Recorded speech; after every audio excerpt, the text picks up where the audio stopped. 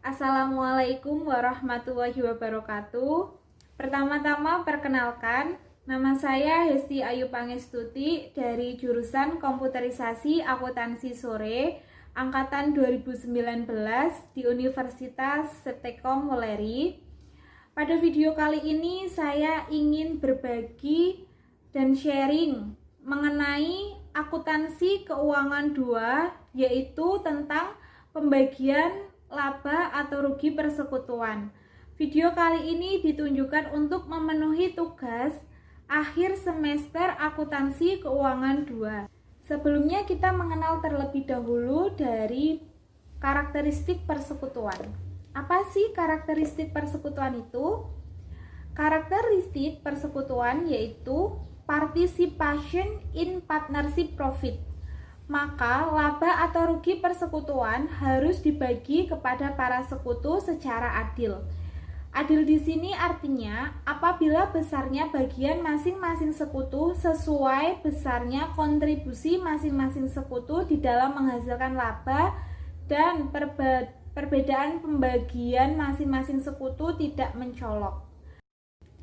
Dan di sini ada beberapa faktor yang mempengaruhi besarnya kontribusi. Antara lain, yang pertama yaitu modal, dan yang kedua, waktu yang diberikan kepada persekutuan.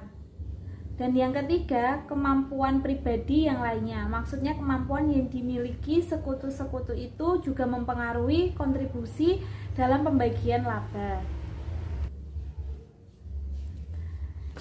Yang selanjutnya yaitu tentang metode-metode pembagian laba rugi. Di sini ada beberapa metode pembagian laba rugi, diantaranya laba dibagi sama, dan yang kedua laba dibagi dengan rasio tertentu. Ketiga, laba dibagi menurut perbandingan modal. Yang keempat, laba dibagi dengan memperhitungkan bunga modal dan sisanya dibagi menurut metode 1, 2, atau 3. Dan yang kelima, laba dibagi dengan memperhitungkan gaji dan bonus. Sisanya dapat dibagi menurut metode 1, 2, atau 3. Dan yang terakhir, laba dibagi dengan memperhitungkan bunga modal serta gaji atau bonus. Sehingga sisanya dibagi menurut metode 1, 2, dan 3. Dan di sini saya ingin menjelaskan atau sharing tentang laba dibagi sama, laba dibagi menurut rasio tertentu, laba dibagi menurut perbandingan modal. Saya hanya akan menjelaskan 3 metode itu saja. Dan di sini ada catatan penting yang harus diingat, bahwa apabila perjanjian persekutuan belum mengatur metode pembagian laba yang dipakai, maka akan berlaku ketentuan umum yaitu laba rugi dibagi sama. Sekarang kita masuk ke pembahasan yang pertama mengenai laba dibagi sama. Laba dibagi sama, masing-masing sekutu selalu mendapatkan bagian laba atau rugi yang sama besar. Laba dibagi sama di sini juga memiliki kelebihan serta kelemahannya. Kelebihannya yaitu mudah dan sederhana, namun memiliki kelemahan juga.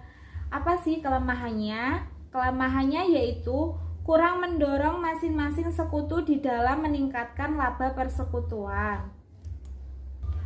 Di sini kita masuk ke contoh yang pertama.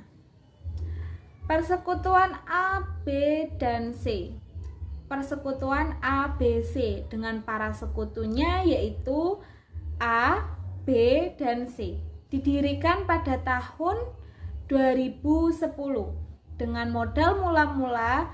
A memiliki modal pertama yaitu 51 juta, B memiliki modal pertama 54 juta, dan C memiliki modal pertama 45 juta. Jadi keseluruhan modalnya yaitu 150 juta. Mutasi modal masing-masing sekutu selama tahun 2013 adalah sebagai berikut. Modal A pada tanggal 1 bulan 1 saldonya 58.500.000. Pada tanggal 1 bulan 5 setoran 5.500.000 sehingga saldonya 54 juta. Tanggal 1 bulan 8 menyetorkan lagi 8 juta sehingga saldonya 72 juta. Modal B pada tanggal 1 bulan 1 saldonya itu 63 juta. Dan tanggal 1 bulan 9 menyetorkan 13.500.000 sehingga saldonya menjadi 76.500.000. Dan modal C tanggal 1 bulan 1 saldonya 58.500.000. Tanggal 1 bulan 5 menyetorkan 7.500.000 sehingga memiliki saldo 66 juta. Tanggal 1 bulan 9 si modal C menyetorkan 10.500.000 sehingga saldonya 76.500.000.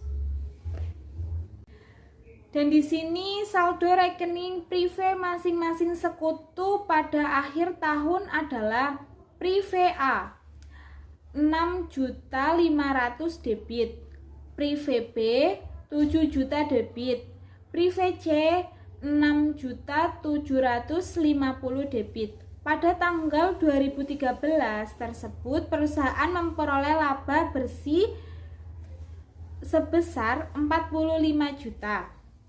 Dan apabila kita menggunakan metode dibagi sama, maka masing-masing sekutu akan memperoleh bagian laba sama besarnya, yaitu 1/3 dikali 45 juta sama dengan masing-masing sekutunya mendapatkan 15 juta. Jurnal penutupan untuk mencatat pembagian laba dan memindahkan saldo rekening prive adalah untuk pembagian laba. Laba ruginya mendapatkan 45 juta. Modal A tadi adalah 15 juta, modal B juga 15 juta, dan modal C juga 15 juta. Terus di sini untuk memindahkan saldo rekening prive, modal A tadi sudah dijelaskan ada 6.500.000. Modal B 7 juta serta modal C 6.750.000. Privenya pun sama dengan modal. Di sini persekutuan ABC laporan perubahan modal. Bisa kita lihat awal periode memiliki total 180 juta dan setorannya 45 juta totalnya, dan labanya tadi sudah dijelaskan 45 juta, dan tadi menggunakan metode modal laba dibagi sama, yaitu sama-sama mendapatkan 15 juta. Dan prive di sini juga sudah kita jelaskan tadi. Jadi modal akhirnya yaitu A mendapatkan 80.500.000, B mendapatkan 84.500.000, dan C mendapatkan 84.750.000, sehingga total keseluruhan modal akhir adalah 249.750.000. Di sini laba dibagi dengan rasio tertentu. Rasio laba rugi persekutuannya yaitu 3:4:3.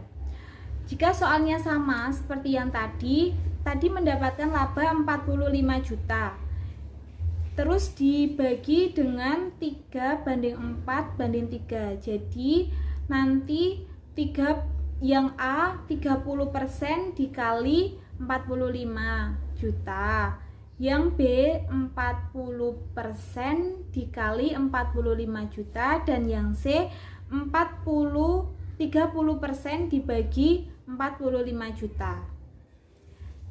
Tinggal mengikuti rasio yang sudah ditentukan. Terus di sini laba dibagi dengan rasio modal. laba dibagi dengan rasio modal itu memiliki beberapa jenis. Di antaranya yang pertama modal mula-mula, yang kedua modal awal periode, dan yang ketiga modal akhir periode, dan yang keempat atau yang terakhir modal rata-rata.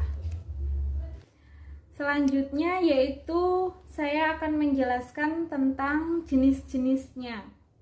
Jenis-jenisnya tadi yang pertama kan modal mula-mula. Apa sih modal mula-mula? Modal mula-mula adalah modal masing-masing sekutu pada saat persekutuan itu berdiri. Besarnya modal mula-mula ini selama hidup persekutuan tidak akan mengalami perubahan sama sekali. Contoh soalnya bisa kita lihat di bawah, yaitu A tadi modal mula-mulanya 51 juta, B modal mula-mulanya 54 juta, dan C modal mula-mulanya 45 juta. Sehingga kita akan menghitung persentasenya. Cara menghitungnya yaitu modal mula-mula dibagi dengan jumlah modal keseluruhan. Misal 51 juta dibagi 150 juta akan menghasilkan persentase 34%.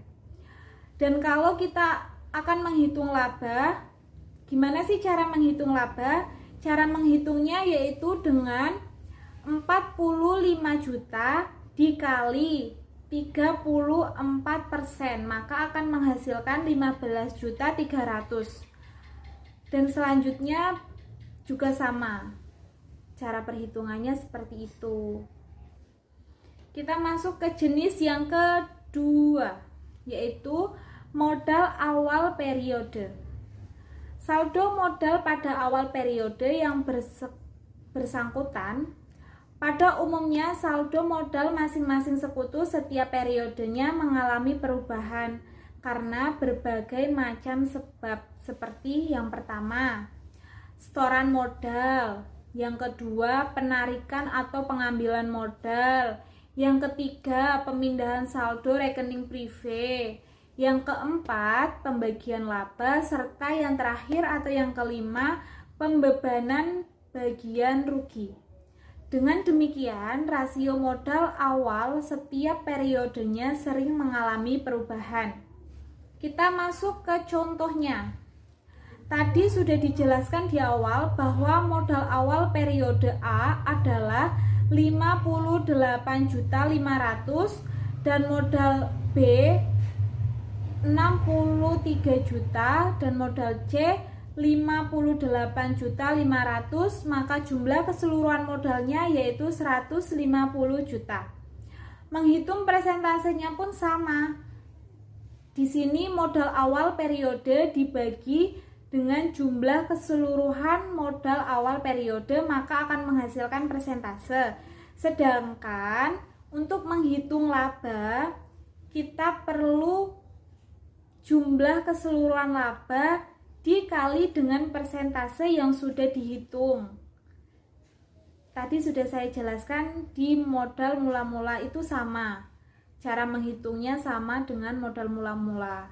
Namun kalau di sini kan menggunakan modal awal periode dan jumlah keseluruhan modal awal periode akan menghasilkan persentase. Modal awal periode dibagi jumlah keseluruhan modal awal periode menghasilkan persentase, dan jumlah keseluruhan laba dikali persentase akan menghasilkan laba masing-masing sekutu. Modal akhir periode. Yang dimaksud dengan modal akhir periode adalah saldo rekening modal pada akhir periode sebelum pemindahan rekening prive dan pembagian laba rugi.